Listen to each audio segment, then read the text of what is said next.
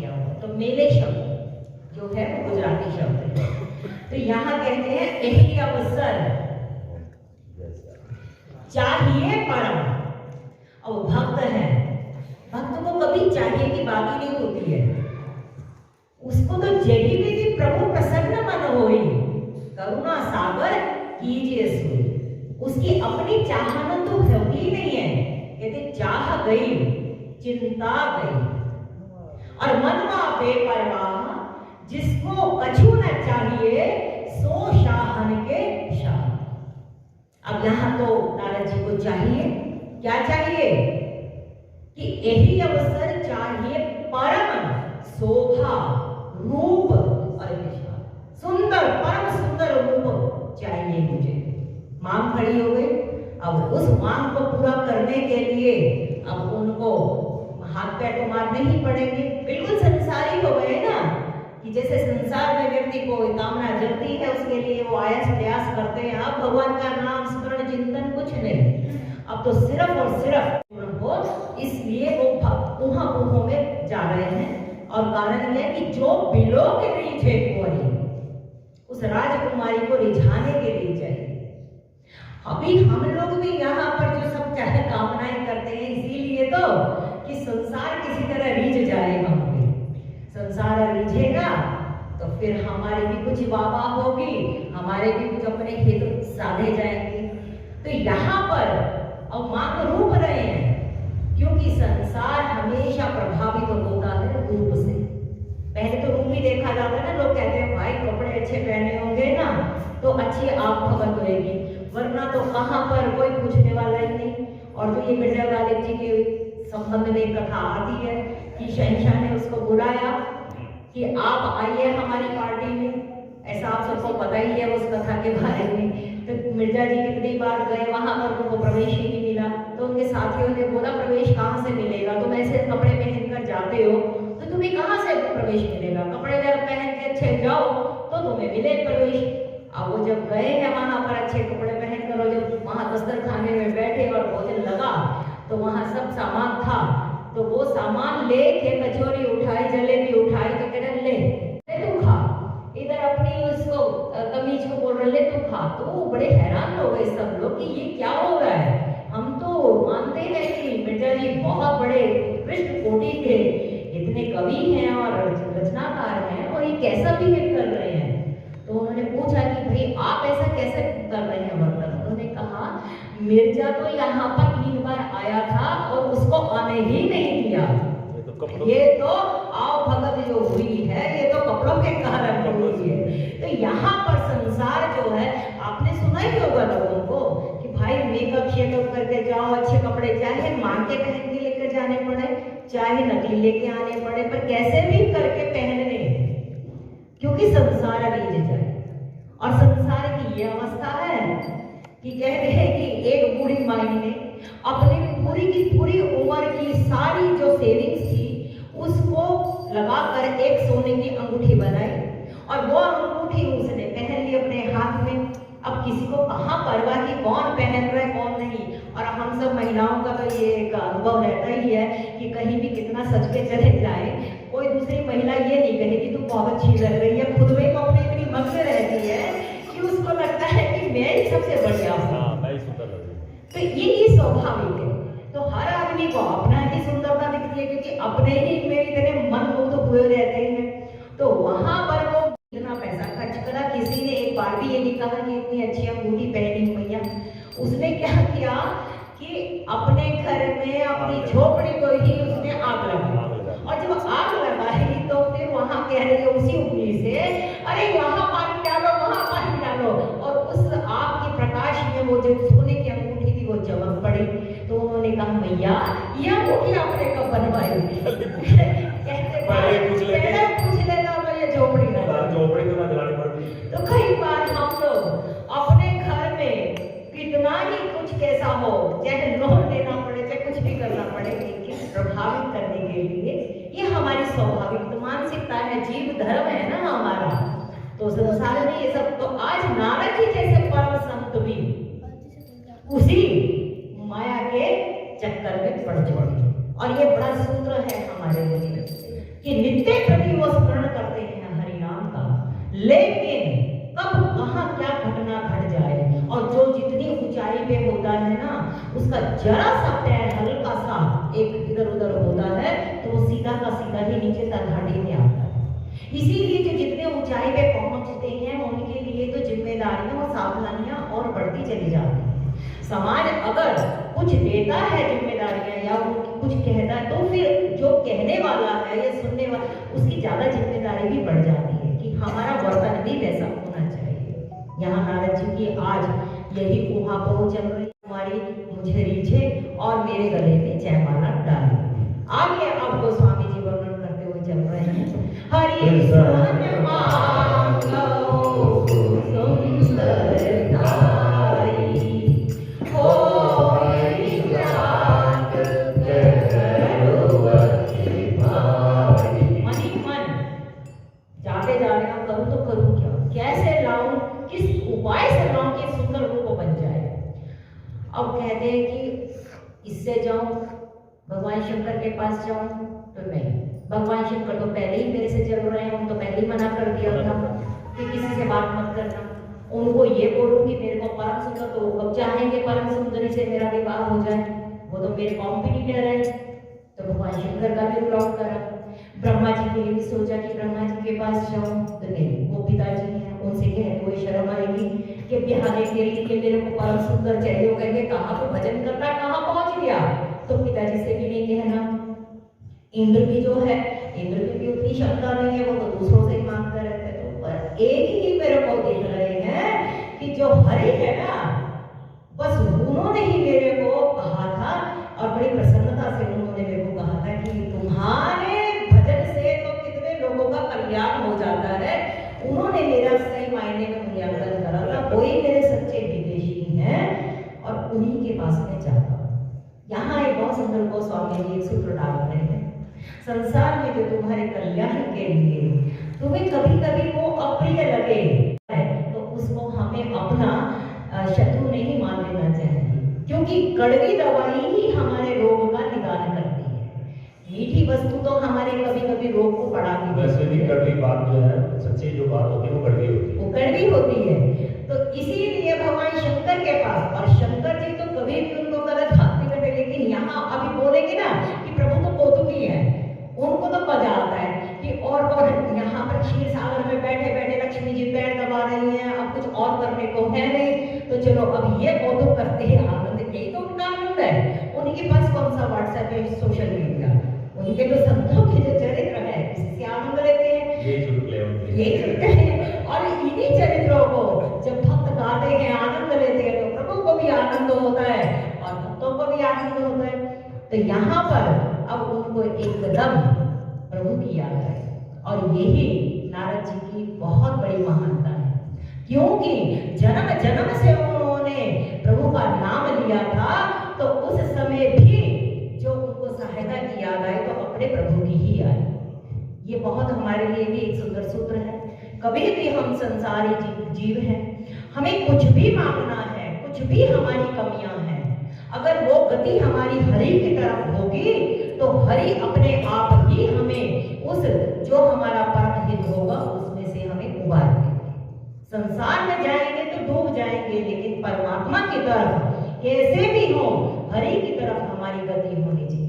भले हैं बुरे हैं तेरे हैं, तेरी माया के मेरे हम बालक तेरे हैं, फिर भी हम बालक तेरे हैं।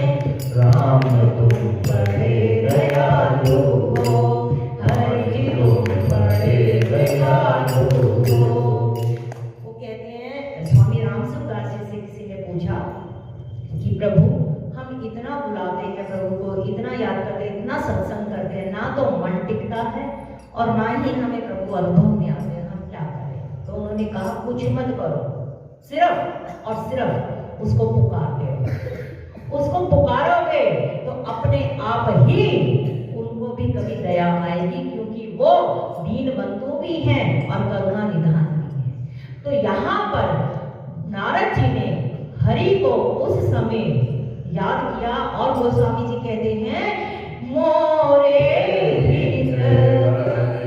समझने को एक अवसर समाए सोई हो। कि इस समय श्री हरि के समान मेरा कोई हितैषी नहीं है और यहाँ पर वही मेरे साहेब हो सकते हैं। तो क्या कहा? बहुविध विनय कीनते काला प्रगटे प्रभु को तुकी कृपाला। कौतुकी वर्ड चल रहा है। ये नारद मोहिनी प्रसंग में बहुत ज्यादा कौतुकी शब्द आया है क्योंकि प्रभु लीला कर रहे हैं और ये लीला हम सब जैसे जीवों के लिए, क्योंकि यहाँ पर इस चरित्र में काम की प्रधानता दिखाई है। पहला मुख्य अवगुण आया काम का और उसके बाद क्रोध आया। और देखो प्रताप भानु की जो राजा है, जो अगले जन्म में रावण बना, उसके जीवन में भी तो कामना ही तो उपजी है। उसकी कामना क्या है कि मैं अजर हो जाऊं, अमर हो जाऊं, मेरी संतति को राज्य मिले या ना मिले, कल्पों तक मैं ही राज करता। ये कामनाएं ही हमें परेशान करती है। स्वामी रामचंद्र जी बहुत सुंदर कहते हैं कि आदमी को दो ही प्रकार की मुख्य कामनाएं हैं जो माया के चक्कर में फंसाई रहती है। क्या? एक तो उसको संग्रह करने की कामना है कि मेरे पास ये भी आ जाए, मेरे पास ये भी आ जाए, मेरे पास ये भी आ जाए। किसी को आप कभी ऐसा सोचो कि भगवान मुझे 1 करोड़ दे दे, ऐसा कभी आप लोगों ने सोचा नहीं सोचा, पर मैंने तो ऐसा सोचा कभी कभी कि अगर 1 करोड़ दे दे तो क्या हो। करते करते भाई 1 करोड़ भी कम पड़ रहा है, ये कर लो, वो कर लो, वो कर लो। उसका खर्चा साथ सोच लिया होगा। ऑब्वियसली जब इतना सारा आएगा तो कहीं ना कहीं खर्च होगा ना, तो वो भी कम, क्योंकि मनुष्य की खोपड़ी ही ऐसी है, इसमें जितना डाला जाए उतना ही कम है। तो कहा कि एक तो संग्रह की जो इच्छा है, जिसको परिग्रह कहा गया, कि हम ये भी पकड़ कर ले, ये भी कर ले। जैसा आपने भी एक दिन बोला कि महिलाओं को तो सूट बनवाने से तो मन भरता ही नहीं है, कपड़े सिलवाने से। पुरुषों के साथ भी ऐसा ही होता है। अब तो ये है कि वो भी सैलून में दिखाई देते हैं और उनको भी हर शादी पे नए कपड़े ही चाहिए होते हैं। तो ये सब एक स्वाभाविक है कि व्यक्ति की कामनाएं जो हैं भाई अगर जेंट्स के पास 4 सूट हो ना तो वो भी सोच रहे चल गुजारा सबने करे, सारे शादी ब्याह कर लेते हैं, तब भी कम है। तो कोई ये बात सीमा जी ने सही कही है। भाई हमारे को हल्का कर रहे थे ना, तो आपको बात सही होगी। आप अपनी जनरेशन की बात कर रहे हैं, आपकी जनरेशन की बात नहीं है। आजकल के बच्चों की अगर आप देखें तो आजकल के लड़का हो या लड़कियां हो, सबकी ये है कि मेरे ये भी हो जाए, वो भी हो जाए। तो उसमें कुछ फर्क है, बच्चों में है। बच्चों में तो हमें सिर्फ अपनी जनरेशन की नहीं, हमें आगे की भी बातें हैं कि वहां पर भी उनको ये कि बस ये मिल जाए, वो मिल जाए और बस संग्रह करके रखें।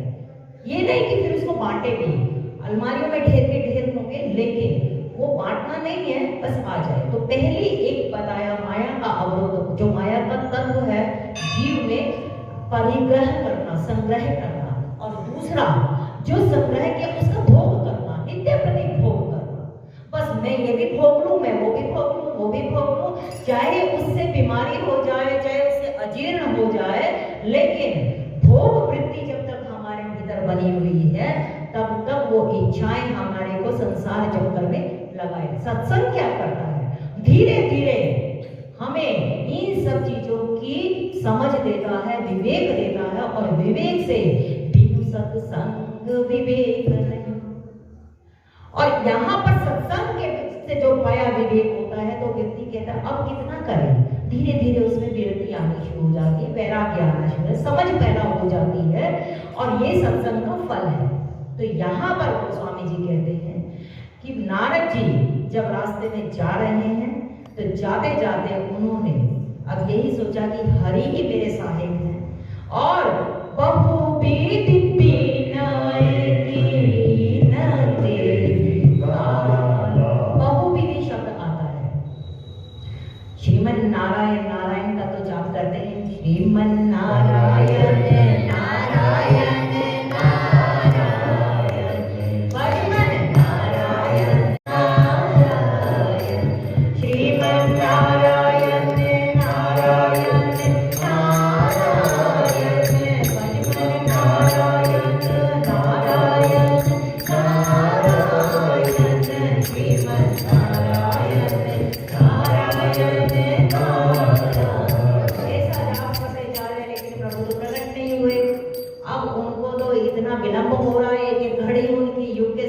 पीते जा रही है तो गोस्वामी जी कहते हैं कि बहु विनय अनेक प्रकार से विनय करेंगे। फिर तो पुकार करनी शुरू कर दी, हे हरि आ जाओ, नाम छूट गया, अब तो पुकार कर रहे हैं। और गोस्वामी जी कहते हैं ऐसी जब पुकार करी है तो प्रगटे प्रभु को तुकी कृपा करके, प्रभु जब भी प्रकट होंगे तो कृपा करके ही प्रकट होंगे, अपने साधन से प्रकट नहीं होंगे।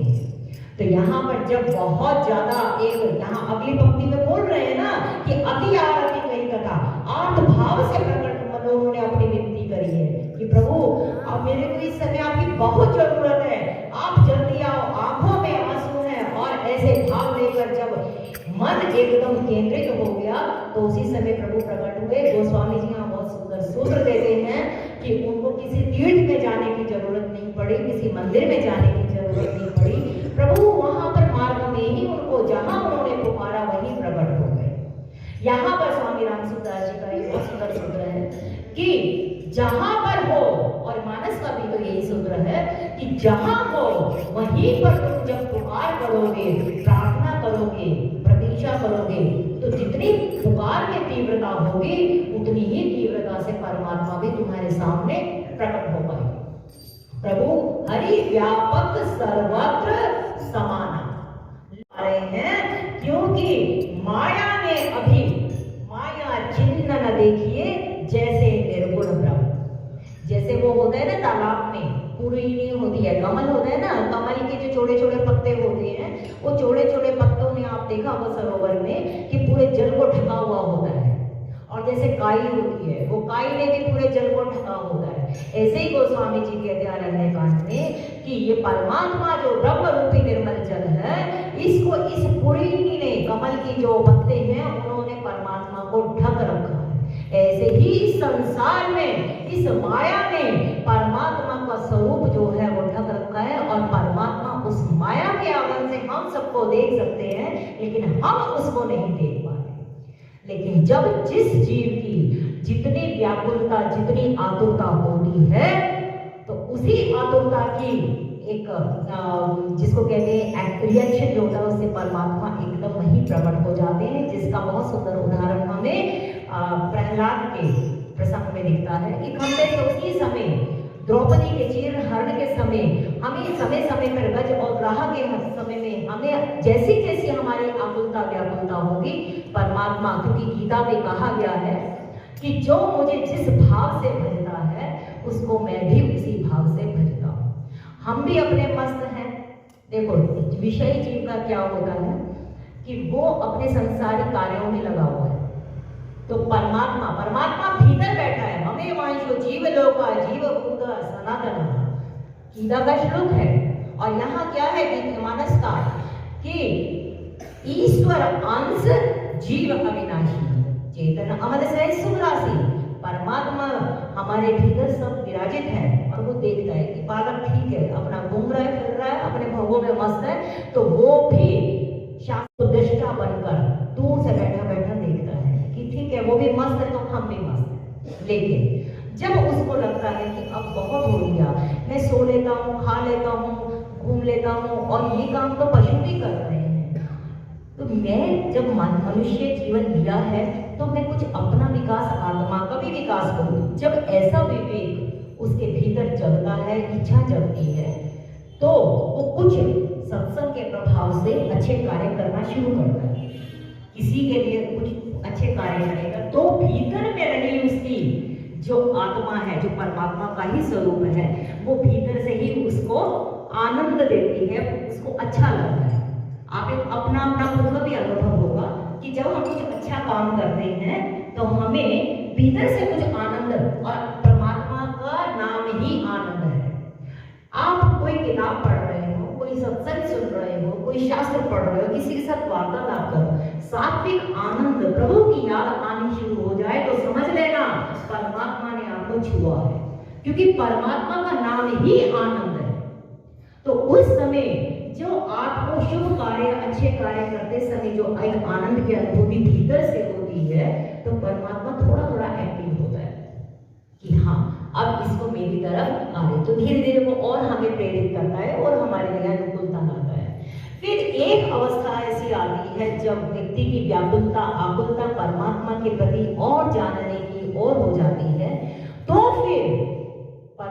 से रहा नहीं जाता, फिर वो किसी ना किसी रूप में हमें अनुभव देने शुरू कर देता है। जिसका बहुत सुंदर उदाहरण है कि गाड़ी में कोई जा रहा हो, काले शीशे लगे हुए हों और हम उससे मिलना चाहते हो, अगर वो शीशा उतार देगा तो हम उससे मिल पाएंगे, लेकिन अगर वो शीशा नहीं उतारेगा वो हमें देख सकता है लेकिन हम उसे नहीं देख सकते।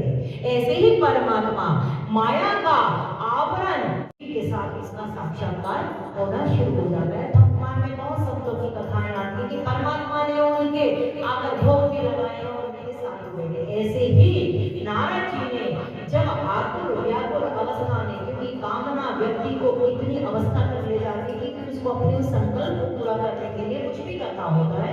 आज नारद जी उसी अवस्था में बैठे हैं और उन्होंने हरि को याद किया, कोटि के पाला प्रभु प्रकट हो गए और प्रभु मिलो मुनि नयन जुड़ाने, कोई काज किए हर शाने। जैसे ही प्रभु प्रकट हुए हैं आंखें ठंडी हो गई। हे प्रभु आपने तो कृपा कर दी, आपने मेरा बड़ा भाई काम किया और हृदय में हर्षित हो गए कि बस प्रभु आ गए, अब तो मेरा काम बना ही। हम लोग जो है ना अपने अभिप्राय कई बार ऐसे बना लेते हैं, लेकिन उन अभिप्रायों में हमारी कहीं अपनी वासना बनी होती है। ये तो काम प्रभु ने बिगाड़ दिया, प्रभु ने नहीं बिगाड़ा, हमारी मांग ही ऐसे थी जो प्रभु कहते ना अपनी इच्छा के अनुकूल हो जाए तो समझो प्रभु की कृपा है, और अगर अपनी इच्छा के अनुकूल ना हो तो समझो हरि की इच्छा है।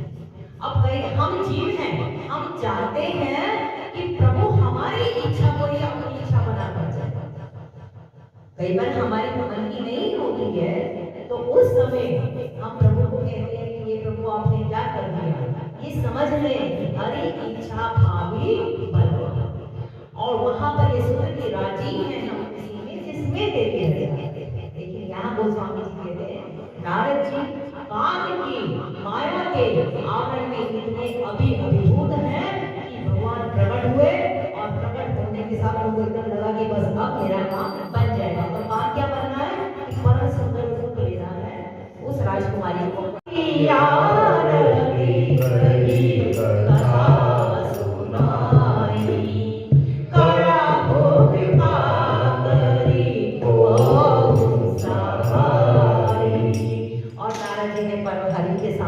निवेदन करा आरत भाव से। ये जो आरती शब्द आया है, जो हम आरती गाते हैं, ये आरती शब्द आर्त भाव से आया है, जिसमें भक्तों के बताए ना कि आर्त, जिज्ञासु, ये सब भक्तों के प्रकार होते हैं। उसी में ही एक आर्त भक्त होता है, जब वो प्रभु को पुकारता है तो वहां से जो निकली वाणी होती है वो आरती कहलाती है।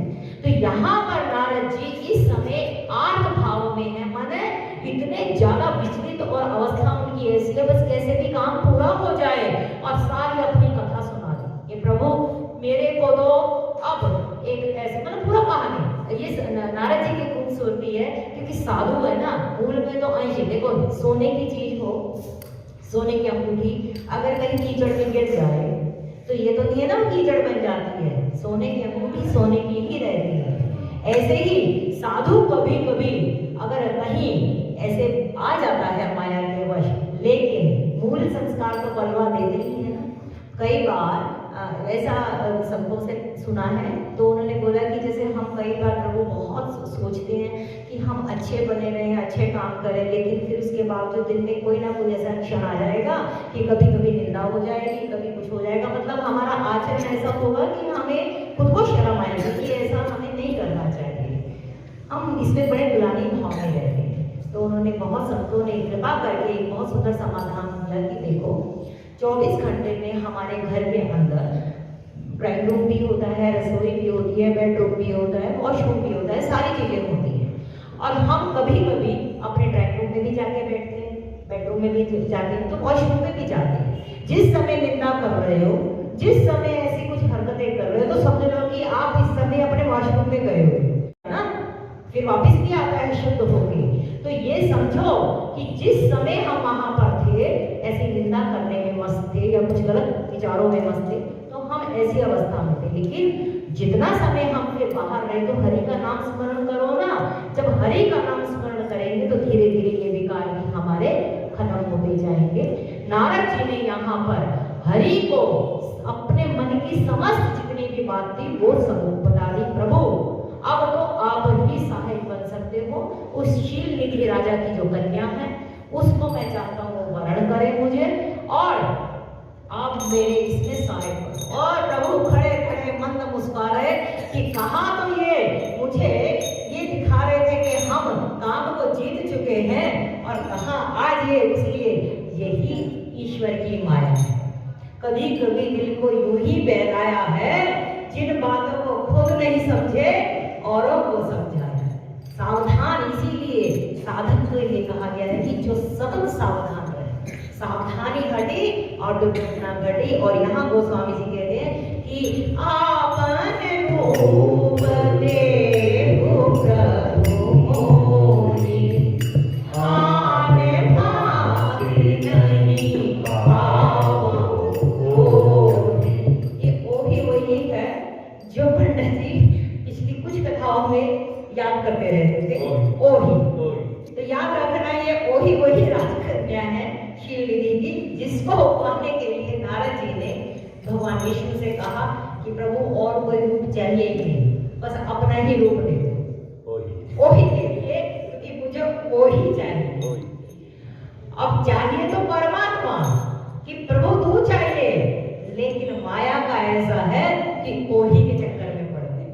और जब ओहि और माया तो ऐसी नचाती है, फिर माया खुद नर्तकी भी वो तो नचा देती है।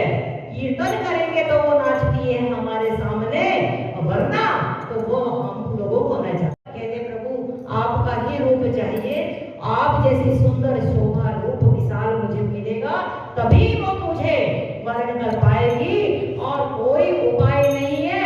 और फिर इसके बाद कहते जय ही विधिनाथ कोई चित्र मोरा,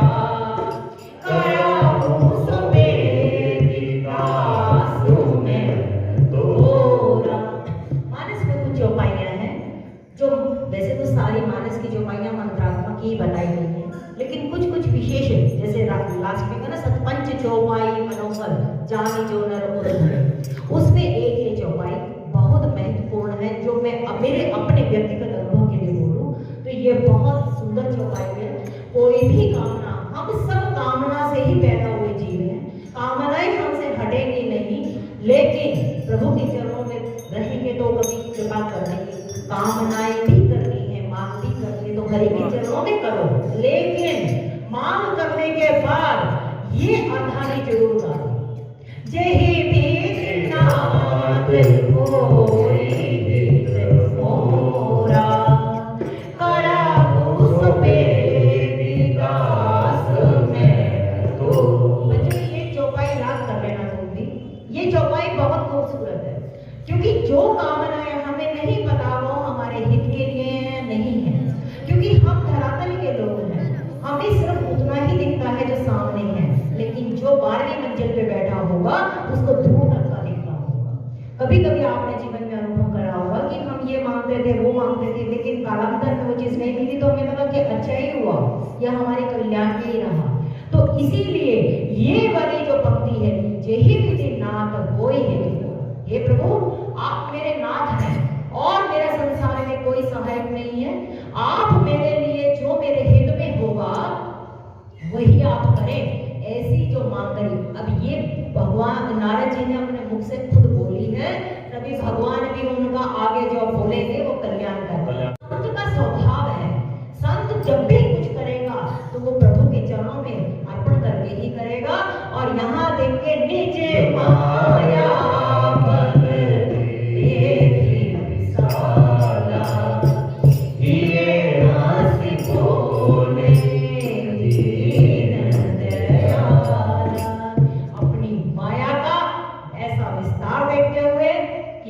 मेरा भक्त मेरा नाम लेता था,